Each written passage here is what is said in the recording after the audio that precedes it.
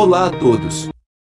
No vídeo de hoje vamos abordar o capítulo 4 da primeira parte de O Livro dos Espíritos, e nele veremos sobre o princípio vital, e nesse capítulo vamos abordar os seguintes itens: seres orgânicos e inorgânicos, a vida e a morte, inteligência e instinto.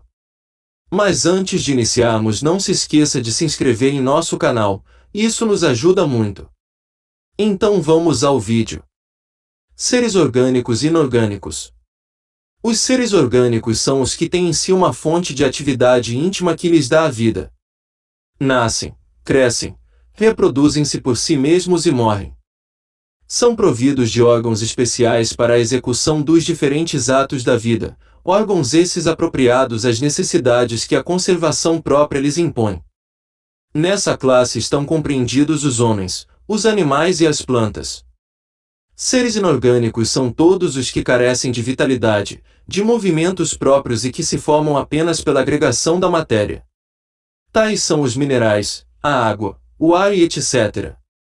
Questão 60. É a mesma força que une os elementos da matéria nos corpos orgânicos e nos inorgânicos. Sim, a lei de atração é a mesma para todos. Questão 61. A diferença entre a matéria dos corpos orgânicos e a dos inorgânicos. A matéria é sempre a mesma, porém nos corpos orgânicos está animalizada. Questão 62. Qual a causa da animalização da matéria? Sua união com o princípio vital. Questão 63. O princípio vital reside em algum agente particular, ou é simplesmente uma propriedade da matéria organizada? Numa palavra, é efeito ou causa? Uma e outra coisa. A vida é um efeito devido à ação de um agente sobre a matéria. Esse agente, sem a matéria, não é a vida, do mesmo modo que a matéria não pode viver sem esse agente. Ele dá a vida a todos os seres que o absorvem e assimilam. Questão 64. Vimos que o espírito e a matéria são dois elementos constitutivos do universo. O princípio vital será um terceiro. É, sem dúvida, um dos elementos necessários à constituição do universo, mas que também tem sua origem na matéria universal modificada. É, para vós, um elemento, como o oxigênio e o hidrogênio, que, entretanto, não são elementos primitivos, pois que tudo isso deriva de um só princípio. Parece resultar daí que a vitalidade não tem seu princípio num agente primitivo distinto e sim numa propriedade especial da matéria universal, devido a certas modificações. Isto é consequência do que dissemos. Questão 65. O princípio vital reside em algum dos corpos que conhecemos. Ele tem por fonte o fluido universal. É o que chamais fluido magnético ou fluido elétrico animalizado. É o intermediário, o elo existente entre o espírito e a matéria. Questão 66.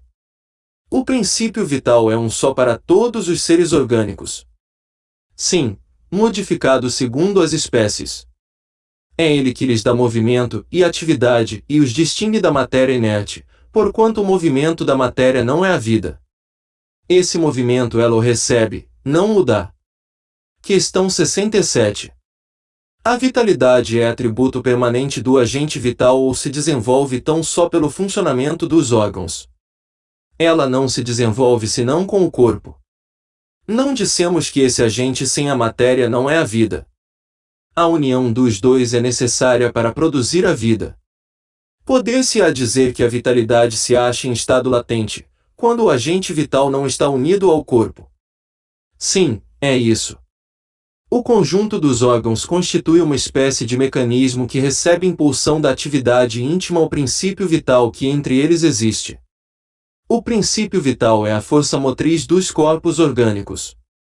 Ao mesmo tempo que o agente vital dá impulsão aos órgãos, a ação destes entretém e desenvolve a atividade daquele agente, quase como sucede com o atrito, que desenvolve o calor.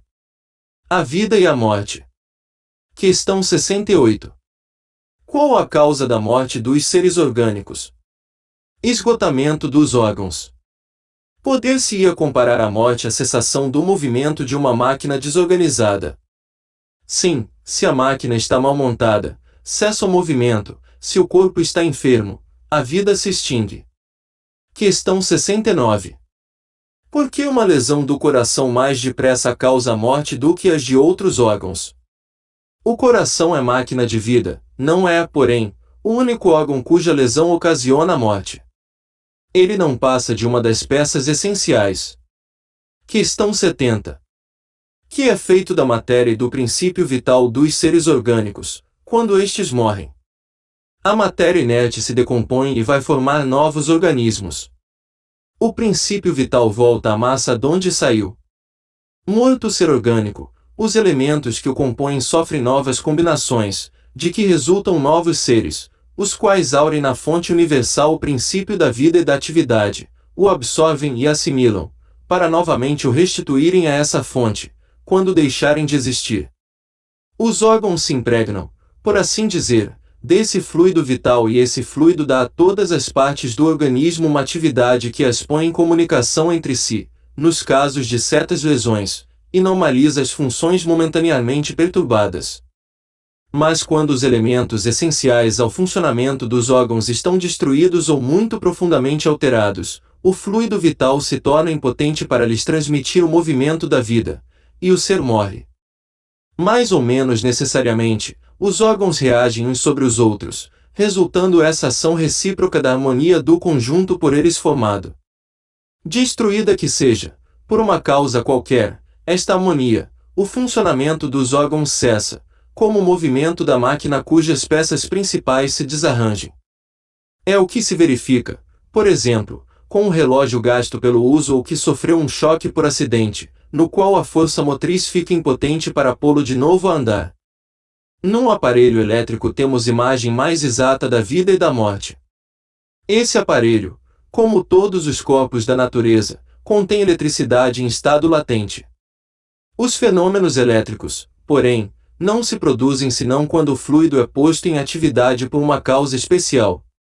Poder-se-ia então dizer que o aparelho está vivo.